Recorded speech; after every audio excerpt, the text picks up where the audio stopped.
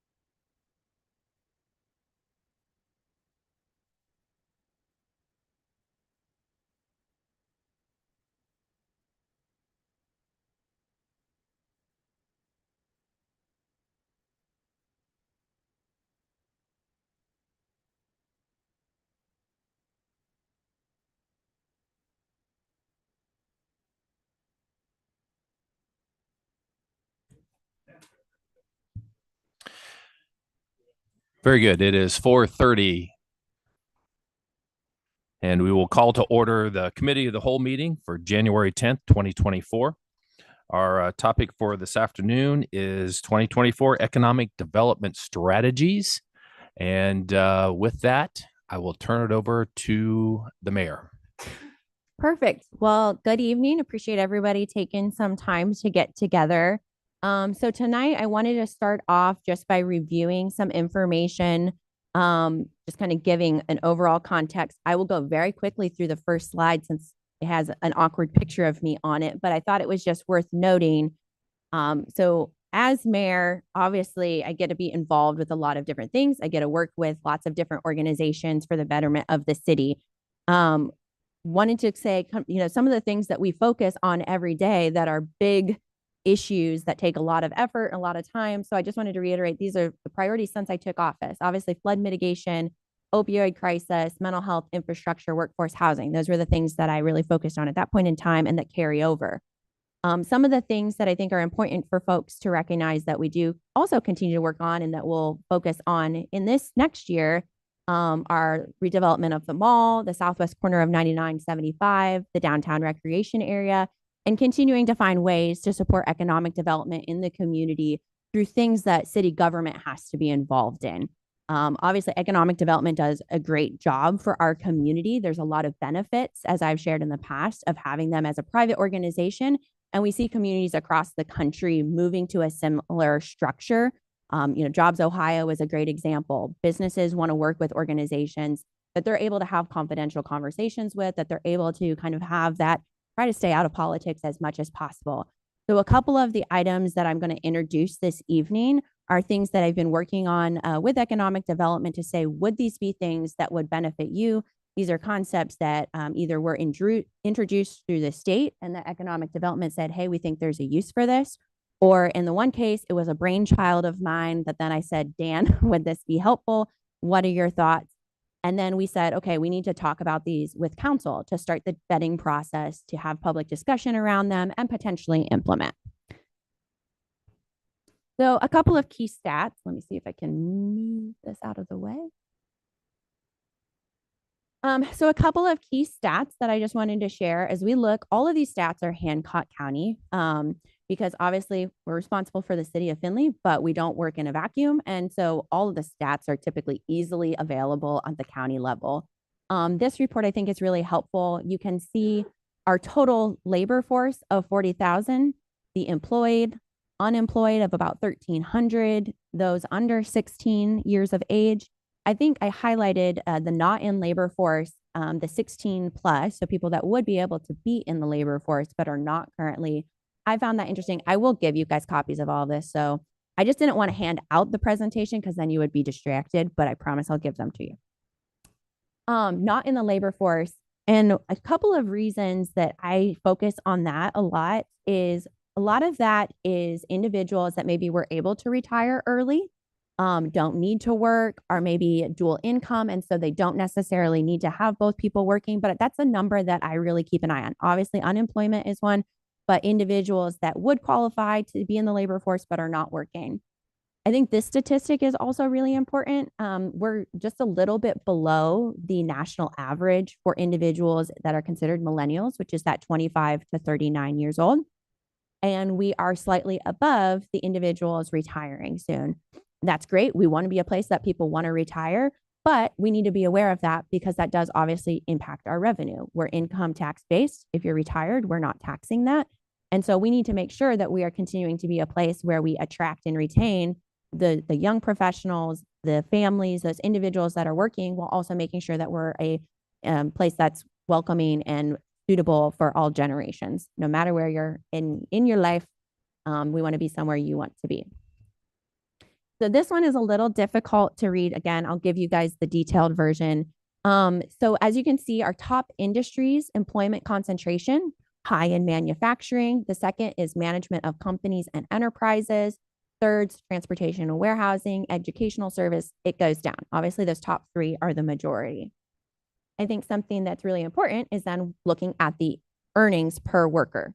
So management of companies and enterprises is high. And you can see at the bottom, again, apologies that the scale is kind of small. I highlighted the red circle around that. That's the $50,000 annual earnings mark. So as you go up, as you can see, once you pretty much get to agriculture, forestry, fishing, and hunting, everything above that is over $50,000 annual earning. Utilities are making, close to 150,000. Management corporations, transportation and warehousing are just under 100,000. So those are great that are, some of our top three are also our higher earners. Top growing occupations, management. We've continued to see growth in those management level positions, the more white collar behind the desk jobs. I think that's something we want to continue to focus on.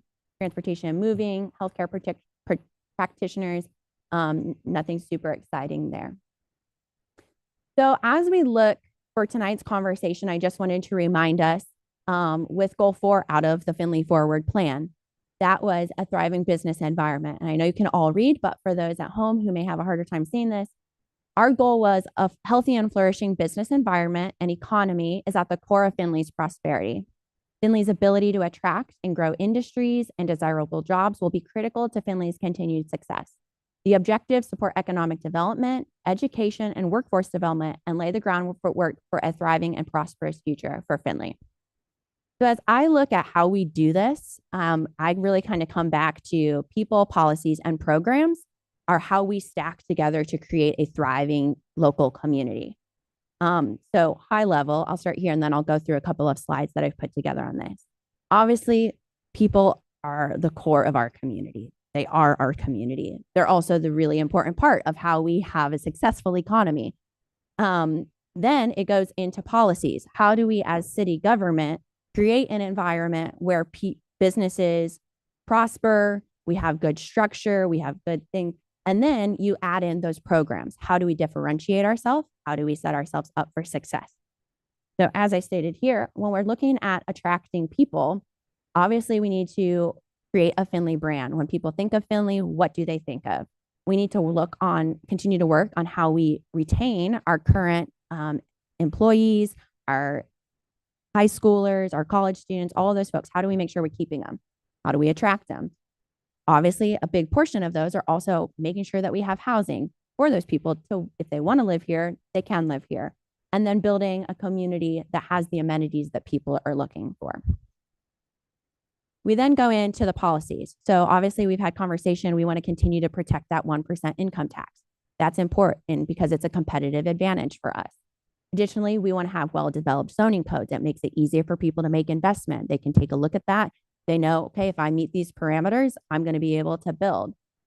Again, that feeds into our streamlined processes to support easy investment, right? I don't know how many times we've had people call and say, hey, I'm interested in doing a project here. I'm sure Dan can speak to it a lot. And they say, what does that process look like? And we lay it out. Okay, you submit your documents to planning and zoning. We do a comprehensive review. We'll give you that feedback. We then work with you to remedy some of the concerns before it goes to City Planning Commission, Planning and Zoning Committee. And oh, by the way, once you get through that process, we turn around your permits quickly. So those things, right? When somebody is competing and looking at making an investment, being able to say, hey, we can get you through those internal processes in 3 months compared to 3 years, like some other cities in the state, that's a big competitive advantage. Additionally, low cost of utilities and availability. One thing that, when economic development is working with site selectors, which is the primary way that we, land projects, is a lead comes across from the state. Typically, they're employing a site selection firm, and those site selectors, they typically will say, have a series of questions that we fill out. Economic development has the majority of our information already, right? They'll ask about capacity, power line locations, pipeline locations, energy, water utility capacity, land availability, construction times, existing buildings, all of these things. And so making sure that we have those and can check those boxes helps us move forward in the process to be able to be considered. Additionally, some of the programs that we have, this is not a comprehensive list, but as I know you guys all saw or may have read in the economic development update that was provided a couple of weeks ago, there was a whole comprehensive list, but revolving loan fund, the Port Authority, the Community Reinvestment Area, TIFs, Energy Special Improvement Districts, those are all tools in our tool chest. One of the challenges is that pretty much every other community in the state also has those tools in the tool chest. They may not use them as well as we do, but they also have those options. So how do we take the city of Findlay and to the next level in conjunction with economic development? So there are two different things that I want to introduce tonight. The first is a downtown redevelopment district. And we have Nate Green from the Montrose Group, who is an expert in this area, who I'm going to invite up in just a moment to present on this concept. And the next is a withholding income tax rebate program. So I'll present some more details about that. And then, as I mentioned earlier, that branding component. How do we make sure that our community is known to be a great place? How do we continue to tell our story? I know that's something that we talked about as part of strategic planning of, how are we known and how do we continue to differentiate ourselves?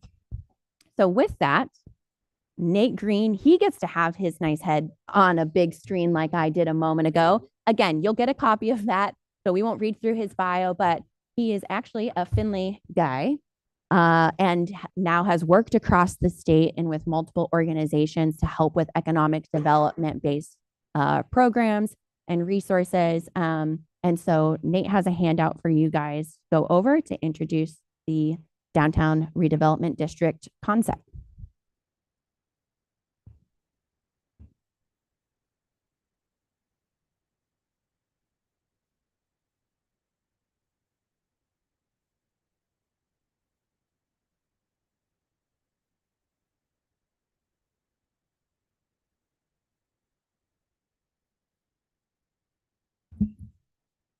Can you hear me now?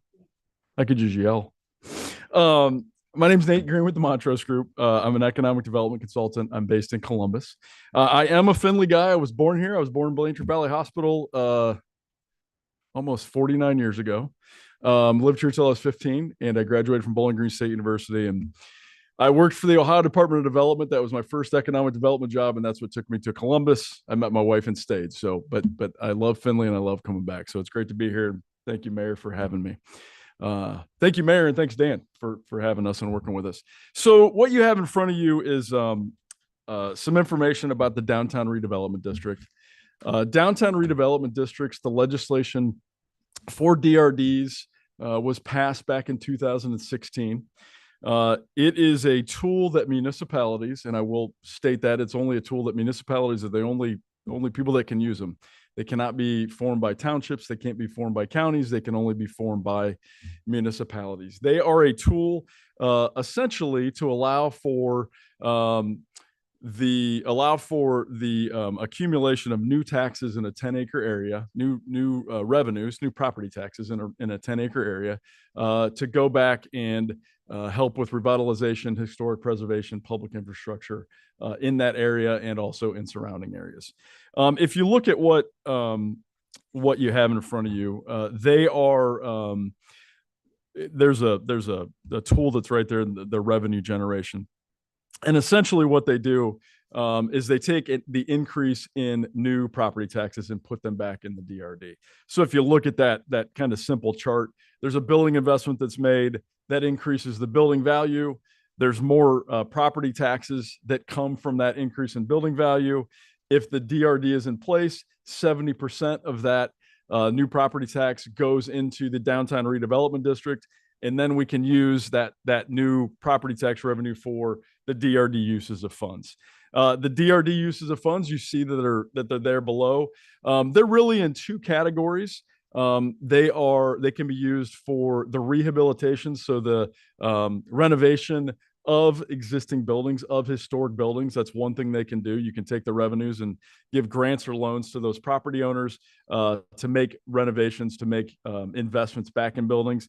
You can also use it for investments in public infrastructure. And we kind of have a few things there that are public infrastructure, but roads, sewer and water, stormwater, streetscape, landscape, parking facilities, gas, electric, and communication facilities, kind of a whole bucket of things you could think of that are public infrastructure. You can use DRD revenues to fund those. We've been working with the mayor and with Dan for maybe a month on this, I think, in the planning of it, and just kind of thinking about how the city of Findlay could use this tool. It's a great economic development tool. There are several communities in Ohio that have used it, that we've help use it. In Northwest Ohio, we helped Defiance last year put one in place. Waterville, we helped Waterville put one in place. We've helped some other communities in Central Ohio and West Central Ohio put these in place. But really what the value of this is really what the mayor was talking about. This is an economic development incentive to help those property owners either make investments in their buildings or have new infrastructure come as a result of those new investments. One of the ones I didn't mention is Van Wert. We helped Van Wert do our 2 DRDs in place. If you've been to Van Wert at all, Van Wert, their community foundation, their county foundation in Van Wert bought a bunch of buildings in downtown. I think they own 20 buildings now. And the Van Wert Foundation and the city of Van Wert came together and they decided that they would put these DRDs in place. As the county foundation made investments in those buildings, the DRD then would fund all the public infrastructure related to those buildings. So there's, if you go through Van Wert, they're doing a huge renovation to the downtown, to their public infrastructure there. They're putting new storm sewer in, they're putting new sewer in, they're putting new water lines, all those kind of things. That all those improvements are being funded through the redevelopment of those buildings that then is creating new property taxes that then is being funded by the DRD. That's actually a really good example. And I know, what Van Wert's probably an hour from here, but certainly it's a good example in Northwest Ohio.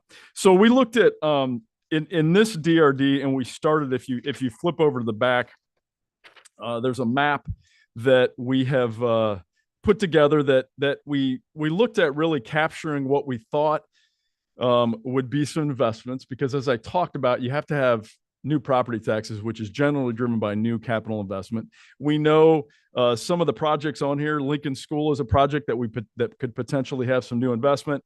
The Argyle lot, if that becomes a building one day again, we know that that's going to have some new investment. And then there's some other buildings here that are throughout here that may have some new investment that could create revenues through the DRD. This it looks like a weird configuration, but the DRDs can be no more than 10 acres, and they have to have a continuous boundary, and that's what that is. Continuous means that the boundary doesn't stop it; it includes right away. So that's kind of the way it looks, the way it does. I would mention this is one DRD. It is anchored. You have let me take a step back. One of the ways you can do a DRD is they have to be anchored either in an historic district, or they have to be anchored by buildings that are historic on the National Register of Historic Places. You have the Findlay Downtown Historic District that was established by the National Register in 1985. So if you look at the map, that the map is anchored in the historic district. It doesn't encompass the entire historic district because that'd be more than 10 acres, but certainly it's a part of it. I would also state that, or have you know that you can do more of these. You can do more than one of these. We started with one, but you can do more. You can do as many of these as you want, as long as it meets that criteria that it's anchored within an historic district. And you certainly want to have capital investment as part of that, because that creates new property taxes. The whole point here is obviously to create new revenues, create new property tax revenues, to create new property, to fund infrastructure and those other things we talked about. The process for creating the DRDs, as I said, it is a function of municipal government. So it's something that you would have to pass, that it would be an ordinance that city council would have to pass. There's a public hearing that goes that we have to have before that ordinance goes in place. This is, as you all know, with property taxes, this would impact the schools. So if we decide to do a 70% DRD for 30 years, we have to get the Findlay City Schools to agree to that. So that's something we'll have to get their buy-in. There is a provision that you can do a DRD for just 10 years, and you don't have to get the schools buy-in for it. But that's something we need to talk about, and certainly talk with the schools about. And I think, Mayor, you've had some discussions already. Yeah, well, the main thing I would just mention on that specifically is reminding folks that, so this operates similar to the community reinvestment area, right? The taxes are abated, but in this situation, they're paying them and then they're being diverted for other purposes. One thing to remember with that is, with the schools, the way that property taxes are paid and calculated, it is not taking money away from the schools. It is delaying the increase in the funds that they would receive. And based off of how school funding works in the state of Ohio, it's really not even delaying the increase that they would see. It's more so not decreasing everybody else that is in the pool of taxes equivalent to the increase. Yeah, because the way that school funding in Ohio is very complicated. But if the school district collects $1 million today, and they pass a levy and they can only collect $1 million, that's all they can collect, no matter how much more we put into the bucket of their outside millage. So it's really, that is true. It's not really taking money away. The other thing is that we can by law only do 70%. So they will always there's another 30% that'll just go in the overall bucket that will be taxes that'll go to the schools and the other entities as well. So, the hope is you put this DRD in place, it helps create new investment, it helps create new property taxes, but property values. And that really raises everything up, not just during that 30 years, but through beyond 50, 60, whatever it is. So one of the main reasons this came up is, as you know, we're looking at downtown. We're very fortunate. We've seen a lot of investment over the years, but we still have a number of very large, significant buildings that need significant investment for them to be inhabitable, right? So we look at the Commerce Building on the corner of Crawford and Main. That building is going to take significant amounts of money. So say, they want to do a Lincoln School project, and they say, hey, we can do this. To get it to pencil out, we were planning this. Well, now we need to add a sprinkler system and an elevator. That's increased our cost by this. How can we bring in other dollars to help offset that cost? The property values go up, so you're going to get some increase, right? But then that 70% is diverted, and we're able to reinvest it in things that help that neighborhood or that property to be more attractive, or into our development and in other ways, or into the neighborhood in other ways. So like with the Lincoln School project, for example, if we need to make modifications to the roadway in front of the school, or to the park area on that corner, doing different things like that, we would be able to divert them. That money would be diverted. We could then choose how to spend it. As part of the legislation that council would pass, we would set out those parameters. Yep. So here's the estimated impact just from the improvement that we know of. And then you can set it out, I believe, as either a dollar amount or a percentage of the monies collected would go into those kind of different buckets that then we would manage. Yeah, you can set it up that it just comes to the city, and then you decide how it goes from there. We could set it up as percentages, whatever the case may be. You could have projects up front that you say we need to fund $1 million in sewer infrastructure, and we're going to have the DRD fund that. It all kind of depends as we go through the process how that sets out.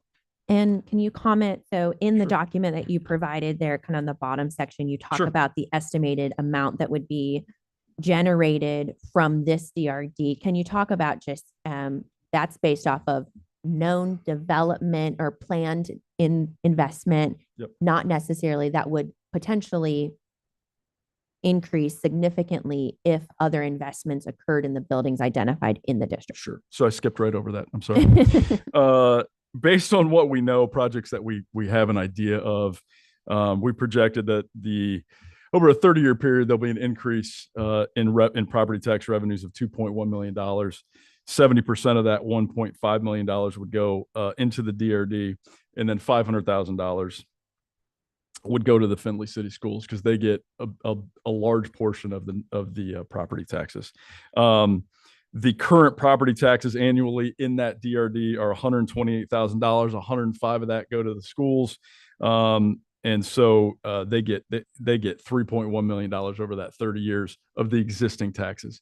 The other thing I want to point out, and I didn't mention before, this doesn't take away from any taxes either. So it sets a base. If we were to do the DRD, you were to pass it, it sets the base for what is being collected in that DRD today, and the increases.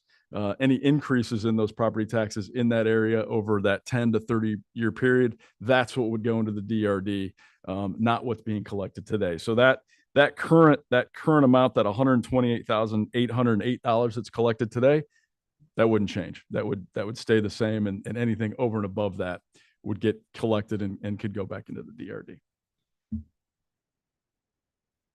All right. Sure. Thanks, Nate. In those numbers, you say if this investment happens that you're saying, in example, 500,000 go to the schools. Yeah. If the same investment would occur, but this program not be set up, how much of that 2 million, 2.1 million? Well, they would get. Most of the 2. They'd get $1.6 million. But I think the challenge in that, and I think this is what we're talking about all economic development. If we don't have those tools in place, it's possible that investment would never happen. So that is one of the reasons to do the DRD.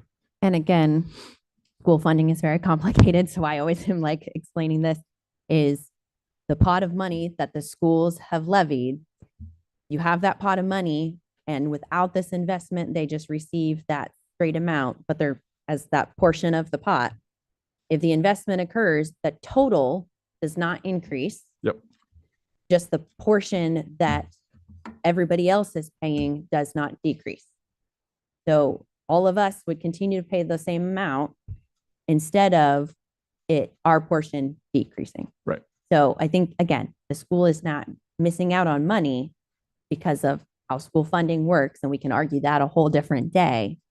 But everybody else is not necessarily getting a tax break because we're looking at the overall benefit to the community. Yeah, and that's certainly something we need to talk with the schools about and have a discussion. That's part of this. Yep. All right. So the next thing, any other questions for Nate from the group? Yeah, Dennis. And you may have covered this. Sure. Is there a minimum and a maximum in terms of acreage? There is a maximum acreage. It's 10 acres. Yes. There's no minimum. All right. It wouldn't make any sense to do anything, less than 1, but there's no, the maximum is 10, but you can do as many 10-acre DRDs as you want. And they could be contiguous to one They another. could be contiguous. Yep. And you could actually share the revenues across those DRDs. Okay. Thank you. I mentioned the Van Wert example. That's what we're doing at Van Wert. There's Multiple. 2 of them there. There's Multiple. multiple and they're contiguous to each other. Okay. Yep. So in essence, you could do all of downtown if you wanted to, We could. 3 or 4. Mhm. As long as we're anchored in the historic district or in a historic building, we could do that. Sure. Well, most of it here is historic, but I understand. What you're Absolutely. saying. Yeah. All right. No, you have a big historic district. There's no doubt about it. And you're right. It is. So yeah, absolutely. Yep. I guess I have a question for council in general. Would it be your intent, and probably for the administration as well, that this end up being a proposal that's debated as legislation, or is it the intent to make this informational and roll it into additional follow-up meetings with council? Because I guess that would dictate if we need to ask more questions now, or if there'll be another opportunity to talk about this with this body. And that's my question, I guess, Mr. Webster, I guess. Since we've seen this for a total of 15 minutes, and although Mr. Green did an excellent job of explaining it, I think I would like a little bit more time to think through the process and get my mind together to ask additional questions. I understand the Van Wert project is going well, although it's still in its infancy at this point. Their first phase is actually almost done. They're going to move into their second phase. And they did something quite a bit different. The city actually did. bought all the buildings, the 20 foundation buildings did, downtown. The foundation actually did, but yeah, it is. But essentially, It is. It's a different thing, but that's I bring that up because of the value that it's bringing to their Understood. area. Yeah. and I hope it works well for them. Yeah. It's a very interesting way to go about it. Yeah. But I would suggest, Jim, that we'll take this under advisement and then have further meetings to Well, so to since discuss. that was the game plan. So Thank you. since I am the one that brought this up, I can tell you kind of what I thought the plan was. So yes, this is just informational. What we then planned to do was kind of get some draft structure examples from other communities to share with you all. And then kind of solidify, I wanted to just say, if you guys all said, no way, Jose, walk away from it, then we can easily walk away from it. But yes, the plan was to get some additional information together and then have another committee meeting, depending on what that looked like. Probably appropriations, I think, would probably be one of the better committees to take it to. But as we work through it, solidify that. Yes. So this is just the introduction process to be able to have further discussion around it. And as Nate mentioned, there's also a public engagement process, talking to the various building owners to better understand, okay, if we do this, what investment do you potentially see? That then helps us kind of set out a better vision for it. But this was something that just wanted to get in front of you guys because we didn't want to go out and have conversations with some of the potential properties until we had a little better conversation with you all. So that is the game And plan. Mayor, I'll just mention, there's an economic development plan that we have to do as part of this. So that will also be informed by all of our discussions. Jim, go ahead. Yeah, I was going to say, I appreciate that. And my hope would be before a lot, in other words, I don't want to discourage them from doing anything they want to do. But just in the few minutes here, I've jotted down a half dozen questions that are fairly serious. And I would also encourage council to bring the schools to the table themselves so we can talk with the schools as part of this directly and get their perspective, not an interpretation perspective might be. I think there's a lot of value to that, primarily because the way we did the CRA, and I'm not sure that anybody's here, there may be, but I don't think anybody's here that was here when we first adopted the CRA. It is not working the way we intended. The economic development really appreciates it and uses it, and that's a good thing. But the schools are taking a hit from that CRA that they did not expect, nor did I expect, because of the interpretation that it grows with our borders. So, and we've done no reevaluation of that. So there's some questions, there's some things I would have that I would talk to you folks about long-term with regard to how we approach this and how we approach putting programs in place prior to those programs being considered for legislation. I think that's a bigger question, even for the strategic planning. I think that might be appropriate there. I think it goes without saying that we've got a lot more investigation to do on this, Nate, and I appreciate you bringing it up. One quick question I had, since this involves property tax, do we not have to go through the county since they're the collectors of property tax? No, we don't. It's something that you have the ability to put in place, just like you did for the CRA for TIF. You put it in place, they collect it, obviously, but they don't have any approval of it. Very good. And again, it's just on the improved value. Right. The improved value. Did you have something? You're hiding from Jeff. Yeah, I couldn't see you, Brian. Go ahead. Well, I guess I did just have one question. Places like Van Wert and Waterville, those communities have a very healthy land bank program, right? In addition to this sort of endeavor, correct? You know what? I'm going to claim ignorance. I don't know because I haven't worked with either one of them. Van Wert, the foundation there bought a bunch of buildings, which is not their land bank. Waterville, that's possible. I don't know that in Waterville. The Lucas County may have one there that Waterville's working with, and we can talk to the Mayor Pedro over there and talk to him about it. But yeah, Van Wert, I'm not familiar with, but yeah. So follow up that then a land bank is not anything we even need to consider as part of doing. Correct? No, I mean, they're Yeah, completely thank you. separate. I don't. There may be reasons to have a land bank, but it's not a reason. But it's not Has to nothing do to a do with this. DRD. Right. Very good. Yep. I guess to answer the mayor's question, then, does anybody on council that's here is diametrically opposed to this having further discussions on this topic? With that, Mayor, then we'll proceed at a later date Awesome. on Thank that you. topic. Very good. Yep. All right. Thanks, Thank you, Mayor. Nate. Thank you all for very much. driving in. Drive safe. Absolutely. All right. So the next topic up for discussion. So one of the things that we see when projects are coming and looking at the city of Findlay, Hancock County is, we talk about the different tools in our tool chest. We check the boxes to be able to move on to the next step. One of the boxes we don't currently check is anything related to an income tax incentive. And so I've been thinking about this for a while on how could we structure something to incentivize high-paying jobs and attract the businesses to our community. So I guess I just said that without looking at my slide. So what I am looking at when we go through the next couple of slides, these would be related to attraction projects and expansion projects. This is not applied to retention projects. I believe it'd be more appropriate for those to be considered on a case-by-case basis for a variety of reasons that we don't need to get into today. So what I am looking at is I would like to look at putting together an income tax withholding rebate program. And it would apply to targeted sectors that we have identified pretty consistently with economic developments, target industries, modifying a couple of them. The crazy dashes that you see and numbers you see next to the different industries, those are their NAICS codes. So that's something that we kind of tracked looking at those. And by targeting it to specific sectors, my desire would be that we would pass the structure.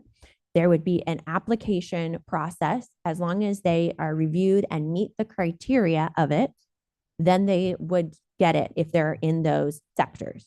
They would be able to calculate it out. They would then annually have a report that they would have to file with the income tax department. If it meets the rebate agreement criteria, then they would receive the rebate.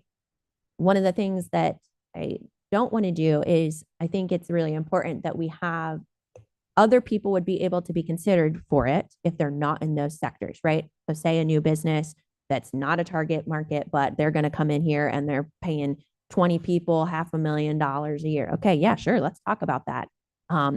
They would still be able to qualify, but I think as much as possible, having very specific target sectors is beneficial because then people don't want to come, a business doesn't want to come and have a public debate about their business and the intricacies of who they're paying and how much they're paying people. And so I think by having it kind of a calculation, right? A built-in thing that we've agreed to, it becomes much more out of the public eye, but consistent with what has been agreed to by the public.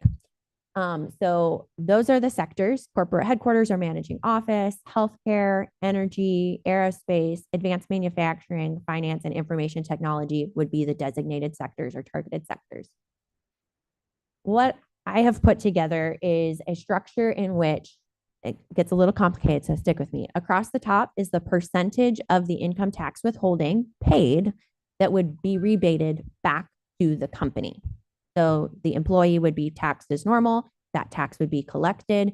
And then once the report is filed, as part of their W-3 filing, we would have a rebate form that they would complete saying, yep, we met the criteria. Yes, here is our change in employment based off of the different steps. Then they would be able to request their rebate amount. The number of years or the percentage rebate is based off of the salary. So as you can see, 20% for positions that are $60,000 to $70,000 pay, 70 to 90 is 40%, 90 to 100, 60%, and over 150,000, which that should be 150 on that right blue column. I apologize.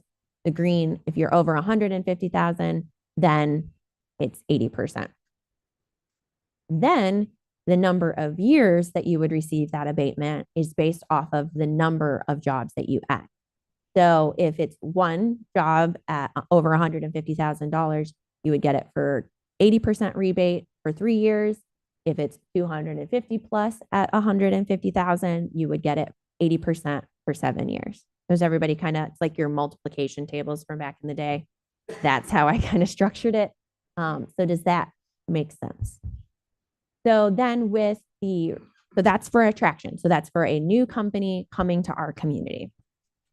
Then I also wanted to say, hey, business, you're here. You've been a part of our community. If you're expanding and making investment in our community, we also want to reward that. So it's really overall, I think the same kind of similar, it's the same structure, but with slightly lower percentages and slightly less years. So actually the years might be the same. So that would be for an expansion project. One thing, as I've been thinking through it, is if it is an expansion project, but they are doing over a certain capital investment level. So let's say they're investing $25 million in capital investment. Maybe we do want to give them the attraction rate rather than the expansion rate. So think about it like this. If one of our plants that's here and they have another location in the state of Ohio or in the United States, and we're competing for that investment in Findlay, just because they're an existing facility doesn't mean that we wouldn't want to put our best foot forward and give them that. Now, if it's, somebody just adding a small, investment, then that doesn't make as much sense. So that's kind of the thought process there, is that if it's over $25 million capital investment, again, that can be discussed. That was just a threshold that I kind of threw out there based off of projects we've seen over the years. Then this, just to clarify, the salary amounts do not include benefits or bonuses. That's pay, at taxable wages. And I will change that language to taxable wages. That makes more sense. Additionally, an existing business doesn't qualify for the rebate just for changing EINs. So sometimes you'll see businesses kind of switch back and forth, or maybe be acquired and then do something else. But if they are acquired, sold, or merged, then we would look at a retention incentive, most likely, and that would be a separate conversation. Startup businesses, those operating for less than 5 years, I would recommend qualifying under the attraction rebate. Typically, those are smaller businesses that need a little bit of additional support. If we want to see them be successful, then we could give them the higher rebate percentages. So this is just a high level process. I have developed kind of some like draft structures of information that they would provide when they're applying, as well as a rebate agreement that they would sign on, like, here's the point in time in which we're requesting this. That is the benchmark for what our increase is based upon.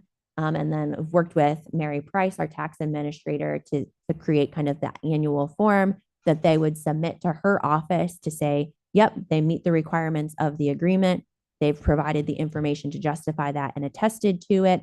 And then they process the rebate check to the business. So it would be an annual process that they would have to report on. So they would obviously notify the city throughout the year. As long as we were notified throughout the year that they were making that change from that last tax report, then they would be able to qualify. We would go through the agreement execution process. And then annually, after they've completed their taxes and submitted that W-3 and rebate request, is when then those funds would be rebated back to them.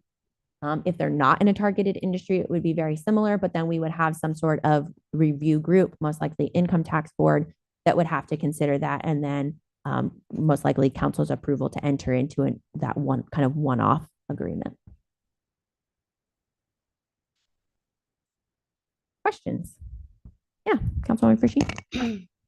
So I'm sitting here and taking all of this in. So we already have these tools in the toolbox for economic development of a CRA, of the Port Authority, all these different things.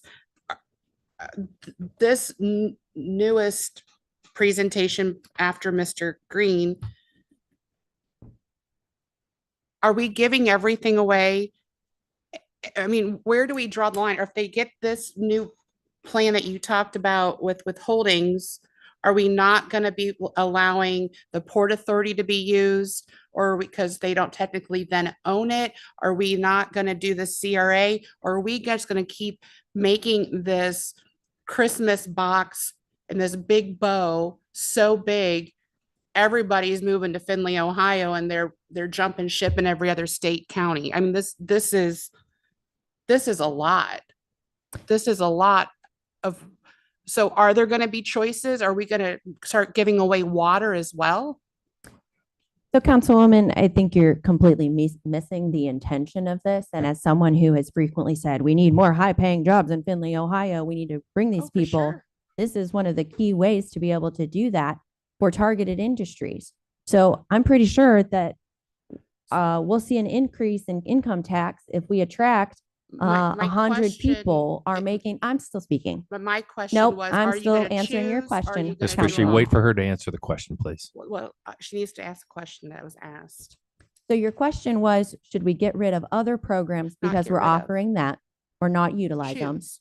And no, that would not be my recommendation because they all have a role to play and we are competing each and every day to get investment here. So the investments that people are making, delaying, paying property tax, our community is still seeing a benefit to that. We're seeing capital investment. We're seeing construction jobs. We're seeing an increase of water utilization. We're seeing employees. And then we're saying, you know what? Because we recognize that you're choosing to be here and we want to have your top talent being the highest paid jobs. And we want to make sure that those people are coming here. And right now, they may not be coming here. Offering this, oh, by the way, I should have run a calculation beforehand. This is not big money. If you think that 80% of, $100,000 population and we're giving them 60% back, you're right. We could say, you know what, we don't want to give you a couple $100 back to be able to make that check on that box to attract that business here. But personally, I think you're squinting at flies as the herd goes, by, and that each of those pieces of the puzzle provides a benefit to get investment that in the long run benefits our community. So no, it would not be my recommendation that we start picking and choosing. If we want to evaluate the different tools, sure, we can evaluate the different tools, but I think what we'll see is that they all are very beneficial. And if that we start taking tools out of the toolbox, we're very quickly not going to get the level of investment that we've been fortunate to see in this community. Another other question? Yeah, Dan. Dan. Yeah, so I kind of put this together. I looked at a number of communities across Ohio and got a couple of examples from RGP or Jobs Ohio for our region, looking at, because there's been a couple of projects that we've competed for that we ended up losing to other Ohio communities. And so I wanted to better understand, and I know Dan and I have had multiple conversations about this. Okay, what were the boxes that we weren't ticking? Why did we not get that one? And attraction projects are extremely competitive. They're very difficult to get. And so when we looked at it, one of the things was the income tax rebates. Well, these percentages are a different method of approaching it. So for example, some of them were complete withholding rebate or abatement for 5 years or 3 years. But it wasn't specific to a wage percentage or a salary. A salary. And so I thought I liked and it was project specific. And project specific can be beneficial. However, again, those entities that are able to give private, I don't want to get into a back and forth on every project because that scares business away. I can tell you when an article about a project is in the newspaper, even from just a city council discussion, that doesn't go over well with businesses. It makes them antsy, right? Are we not being well received? What are the concerns? Are there going to be hiccups? So anytime that we can give a kind of very prescriptive, if you qualify, here are the measures, that is beneficial. And so that's kind of what I've built that off of. Jim. Interesting. I guess my initial reactions going to be to this. I'll be willing to look at data and what's provided in the future. But I have a feeling, and my initial reaction is to stand against this for three specific reasons initially. One is you have one of the lowest income taxes in the state at 1%. And if that's not a damn incentive, I don't know what else is. And we've committed to that through the strategic planning process, and we've committed to maintaining that into the long term. So when you're competing against a community that has 1.5, 2, 2.5, 3, or 4, we should be well positioned without any rebates. And the net savings, not only to the corporation is significant, but also those employees. Second reason is you're coming into a union negotiation year. And we talk to the unions about our income tax and the importance of it and what we do. And we ask them to accept a certain percentage of that tax. And we promise them a certain percentage of that tax for capital investment into equipment and the things they need. And at the same time, if we're going to tell them that, and then at the same time, we're going to limit some of that growth by moving some of that money to another entity that may or may not come into the community. I think there's pause for concern there.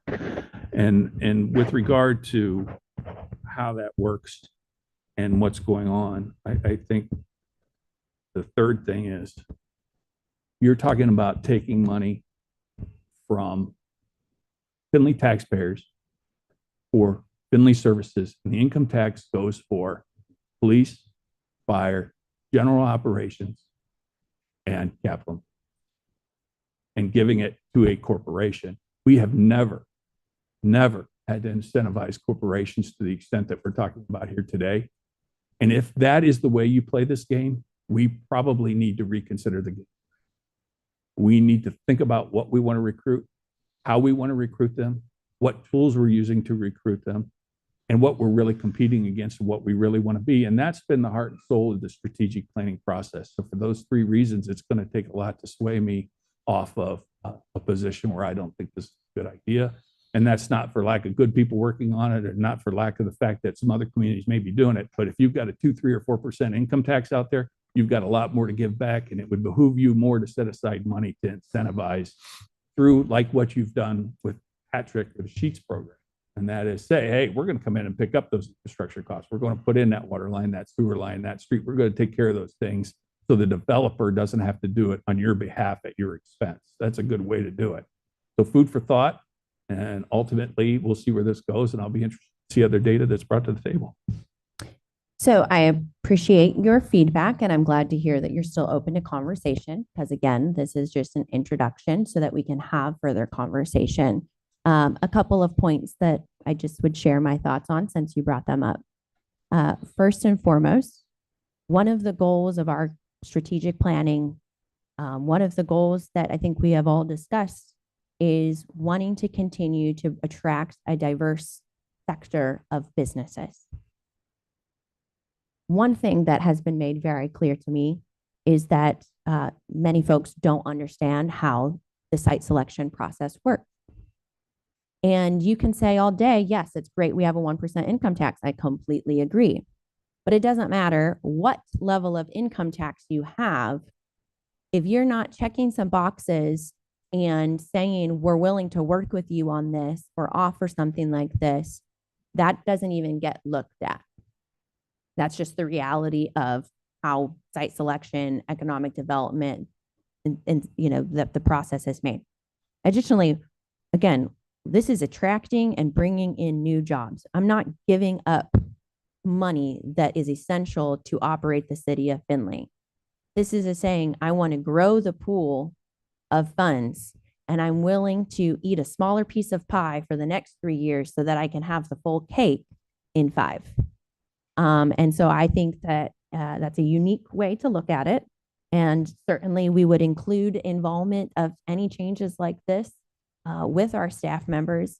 I can assure you that our team, I speak pretty confidently, trusts the administration to do something that's going to benefit them long term, and to make sure that our community is not just a place that's good to live in now, but good to live in the future. And having these tools and attracting, again, this is, first of all, small amounts of money when you actually run the figures, because I sat there and started running different scenarios. It also is only for specific types of sectors and specific types of jobs.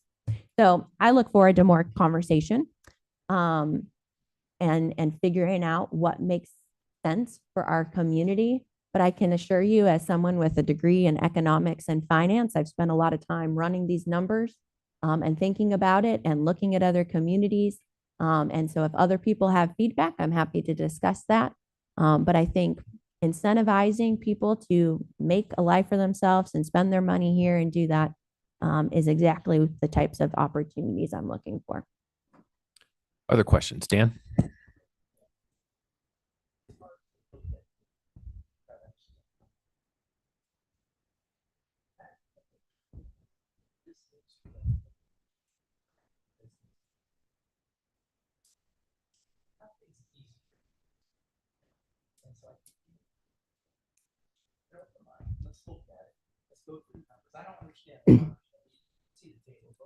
Mhm. Yeah. Yeah, no, completely understand. And you bring up a good point too. There are some tools in the tool chest that we don't have that I'm not advocating for. You know, a great example is Bowling Green has municipal electric. So if somebody goes and makes an investment up there, they, in some scenarios, have given free electric or extremely discounted electric for many years. So there are also tools that we don't have, that we don't necessarily want to have, but we need to figure out other ways to then stay competitive. Councilwoman Frischie. Dan, this is more of a question for you, maybe. You know, the mayor talks about the site selection process of us attracting businesses here. How many companies have we attracted here without using the site selection process in the last 10 or 20 years, where we actually went out and we found somebody that we wanted to bring into our home? In the last 10 years, zero. That would be McLean, Campbell Soup. Well, I take that back. RL Carriers. Well, nope, they got the CRA too. So 5 companies, 5 CRAs, last 10 years. But they were all through site selection. Correct. And none of them were organic with us rolling That's up our correct. sleeves and That's- doing the work. That's correct. Well, we roll up our sleeves every day, but and we call them site eliminators. If you don't check some of those boxes, you're eliminated before you even have a chance to talk to them. But yeah, 5 is the answer. Yeah, I mean, I think there's a lot more politics and going through the site selection process and. Oh, there's no doubt, because you're Yeah. competing with 3 or 4 other states and 24 Sure. or 5, in the case of McLean, 24 locations over 3 states. Yeah. We won. It was Yeah. a hard road. It was like 36 months of hard work. Yeah, but And we thanks- did a lot of incentive to get that. That's and- exactly right. And I thank city council for their work in getting the CRA in, and I think it's really a good thing that we have that. And I know you disagree with that, but it's, do. and you and I do and wholeheartedly. You and I have talked about Yep. it, and I've talked about it with Jen Stashak, but no, over the last 5 years, those have been projects that came to us via site selection, good companies they have. And yeah, we do our own homework, but those are hard. We looked at 20 projects last year and, ended up with 0. It's a long game and you lose most of the games, but you keep suiting up. Do you guys have a strategic plan in your office? It's on one page Okay, and it looks out Um, over the next 3 years. and does it include challenging ourselves to go a different route and try to recruit without using site selection? So maybe we don't have to be utilizing all of these tools at once? Sure. If they drop in our laps, that's a nice thing. In the case of Sheets or the other companies we mentioned, these are national companies and they're looking all over the United States, and for us to be able to check some of those boxes. So I think I can provide clarification, Councilwoman, because you seem very confused by the fact that, Please don't Corp- say I'm confused. okay, corporations choose to use site selectors. I That's how understand. they operate. You can reach out to them all day until we're blue in the face and say, hey, we would love to have you here. Hey, we want XYZ. But that's not how businesses operate. They don't say, oh, hey, Finley wants us to come there. That's just not how it works. So companies are hiring, saying, listen, we're going to expand in X, Y, and Z, and we want a community where we're close to transportation, we're close to warehousing, has this amount of land secure, has this distance from X, Y, and Z suppliers. And then the site selectors go through the country or around the world and start refining it and saying, okay, here are potential communities. Here's what this would look like. Do they meet this criteria? How can we? And they start rating us against, and like you said, eliminating other communities. So we can all day long, most of the time, if a business was going to look to come here just out of nowhere, it's typically because we have a relationship with a company that is a supplier of theirs or that is a supplier to them, or that relationship. And that's one of the reasons Dan has, really good relationships with all of our businesses in town, is to help keep those relationships fresh, and recognizing that this is a great place to do investment. With regard to a further amplification of your question, Holly, so many of you know that my office is supported by approximately 100 of our companies, and many of which are listed in your Finley Forward plan very prominently.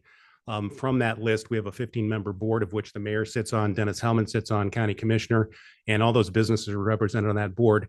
I work on the behalf of business, which actually benefits our community. And the one-page strategic plan that we work off of is informed and advised by those companies through that board. So, and I'm happy to share that with you offline anytime you want. Other questions? And one other thing, I didn't come here tonight to present. I came here tonight really to be in support of the DRD, which I really think is a good tool, which I'm glad to have future conversations about it and see the merits of that. And really to thank City Council for the last 10 years of your support. And especially now with Sheets coming along, that was a pretty cool thing with the infrastructure. That was a good partnership. Working with City Council, working with engineering, working with regional planning behind the scenes every day. It's a great relationship where the synergies evolve. And I know that on section 4 of the Finley Forward Plan, which relates to economic development, there are probably 3 out of the 6 core things that are in my purpose that you guys are looking at in that plan that I'm happy to support because those synergies are there. And what I want to avoid is duplication. And so I think we can get there, and I'm glad to be here and do that. So thank you for what you've done. Appreciate it. Very good. Mr. Hellman. Yeah, I guess just to follow up on that, thank you for being here, Dan. Sure. I think this needs or ought to have further review by City Council, by the mayor, all of us. I think it makes a lot of sense. But to take a look at the numbers, as Councilman Diarmet mentioned, I think is worthwhile. But I think it ought to be pursued. And my position is the more tools you have in the toolbox, the better off you are. You don't need to use them on every project. We don't use them on every project. But if you need one to utilize, to incentivize a project that you want to bring to your community, you're SOL if you don't have it. So I think to have another one like this, we ought to do it. So Yeah. I would suggest that we move forward and take another additional look at it. Thanks. Mr. Appreciate you here. Stasiak. Change of direct doesn't have to stand here for a half hour. I don't have anything for you, Dan, but I want to share with council. A thought has come to me, and something that I was very concerned about when it happened. You eliminated your intergovernmental committee. Your intergovernmental committee was the committee that was supposed to work between the county, the city, it included the school systems, I believe, at one time or another, and if not, one in the future should. And I think for today and for tomorrow, you probably need to consider taking a step back rather than taking what could be considered a shotgun approach to this and just throwing tools into a toolbox. And a lot of times you buy tools and you never use them. You said, I think it's been used once. There's a board and it was used for one specific project and there was no value. And we put right in that legislation, the city wasn't going to kick any money in ever. And it's in that legislation. I think from my perspective as your fiscal officer, it would be very wise for your body to sit back and consider bringing the schools in, bringing the county in and say, how can we set up an advisory board, basically get back to our intergovernmental committee to where we, as representatives of each of those bodies in this community, as the officials in charge of those bodies, bring in the influencers and the people who are making the requests, have a conversation amongst the three of us in this format so that you can talk about the pros, the cons, understand them. And at the same time, through the strategic planning committee, I don't think appropriations is the right place, but it might be. That's for you to decide. Say, this is the process we want to put in place for evaluating what tools we do want in that toolbox. Because I'm very, very concerned that if we take a shotgun approach or just keep throwing things in, the rules change, the game changes, and that set of rules, much like the strategic plan itself, should evolve, whether it be every year, every 3 years, or every 5 years. And I'd really like to see you do that so that you folks have something in place that you can rely on to say, when this comes to us, we're not relying on the mayor or the auditor or an independent group coming to us, telling us what they want, or this tool is good today, or this tool will be good tomorrow. We have a process in place. This is how we're going to evaluate those tools. And this is how that evaluation ties to that strategic plan. Because if there's too many tools, or if you're promoting growth that your community doesn't want, you won't have a way to check or balance that with regard to how you're moving forward. And that would be my advice to you, to take a step back, put a process in place, put your intergovernmental committee back together so that you can have the conversations from a legislative perspective, not an administrative perspective, and move forward from there. Thank you, Jim. And Mr. thanks for Ballman. Yeah, I guess I would just say, I certainly can appreciate what the auditor is saying here. What I have taken from this presentation is that we are trying to eliminate layers towards progress, not add them back in, or additional clunky. We needed the ultimate goal is progress, and adding another committee or whatever the case may be only slows that progress down. And then we've lost that potential company. We've lost the investment in our community because we are sitting on our hands and having meetings to no avail. Thank you. Ms. Mayor. So yeah, just a couple of closing thoughts. One, I do think, it's good for council to have an idea of what we want our community to look like, right? We've gone through the strategic planning process over the last couple of years to help kind of refine that. And then obviously this year, hoping to kind of solidify more of those action steps and put the leaves on the tree, I think, as we have said. I guess one concern I would have with trying to put this rigid set of standards around what items we would even consider, you then put yourself in a spot where you may not have opportunity to see things as new opportunities evolve. And so I think, you can say, okay, here's what we're willing to consider. And then you may kind of disqualify some other things that would be good for discussion. So with the proposals that we made tonight, again, this was just an information sharing so that we can go and have those additional conversations. So we definitely will be reaching out to the schools to have more detailed conversations about, the DRD. Similar with the stakeholders, we'll get some draft documents for further conversation. I'll touch base with a couple of the committee chairs to see how we want to move the discussions forward. On the income tax rebate, I'll give that some of the feedback for thought and figure out how I want to pursue that conversation. Originally, I was going to do it at Income Tax Board, but I think we need more council input before it would go there. So I will give this some reflection and then follow up with you all in the next couple of weeks on what recommended next steps I see. So I Ms. appreciate Frischi. everybody's time. I have one more question to add or to end for the evening here. We're talking about adding more tools into the toolbox. Do we have a plan that you're going to present to council on addressing our housing and public safety with our sudden influx in population and other barriers that we are facing before we add more tools when we're not prepared to have the housing in place? Our public services aren't fully there yet, city, county wide, which I think county should be included in this. So do you have a plan? Do we have a budget? Do we have a capital game plan on how we're going to address? With all due respect, Ms. Frischi, that is off topic of the Well, no, committee of the it's whole. not. It is indeed off No, topic, and it is not How- part of this conversation. Well, I'm simply asking for it to I be appreciate that included, very much, to and be I think that could included bring in our up the next council discussions meeting for our on the next meeting. 16th. I appreciate it being added to the next discussion because it is That would be part of great. it. You can bring it up under new business.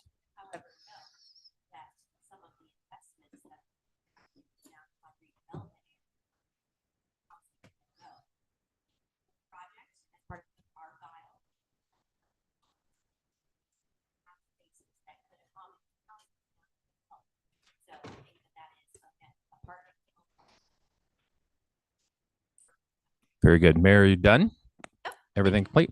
Thank you all for committee members or council for being here, and thank you for all the folks in the audience that came in and attended. This brings the meeting to a close.